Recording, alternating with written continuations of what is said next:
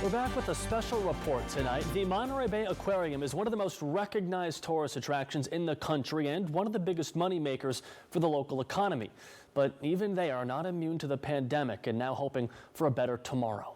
In tonight's special report, KION's Jocelyn Ortega speaks with the staff about the struggles of staying afloat.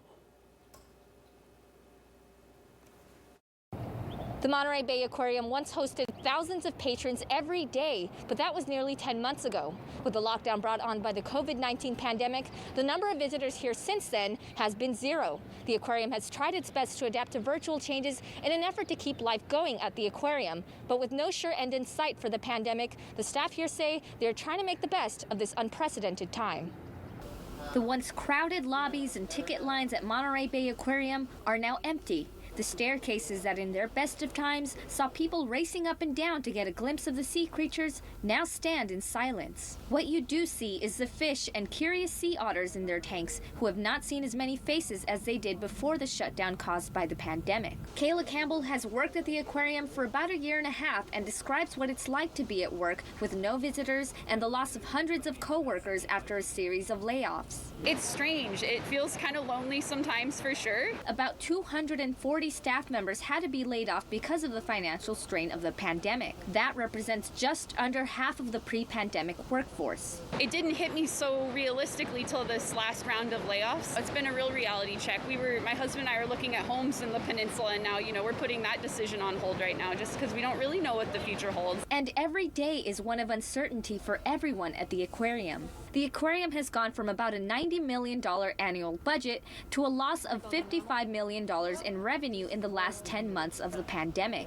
Many changes had to be made to keep the aquarium clean and sanitized, but that's not the aquarium's biggest concern. We still need to use electricity to keep the animals healthy, to make sure that the water temperature is ideal to what they need in order to survive. Every dollar counts when it comes to keeping the animals alive and healthy. Our operating expenses still continue to be about $1 million per week, taking care of animals, taking care of the building, paying the staff who we absolutely need here. As Ray the Penguin can show you, how do you feel about the pandemic?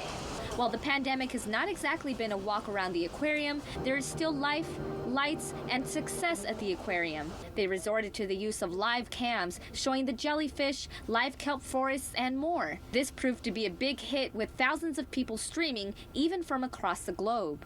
Just watching the cameras, I know kids that have written in that have said, like, from their hospital beds that was part of the things that they've used. Educational programs were made available online for children, particularly for those in underserved communities, to keep them engaged in their education. Over 70,000 students registered for the programs, but as the aquarium's education director explains, I miss seeing them. I miss hearing their voices. Nothing compares to seeing the children learn about life in the ocean in person. But the staff say every day they remember the big picture. People in our most disadvantaged neighborhoods are suffering disproportionately from the spread of infection.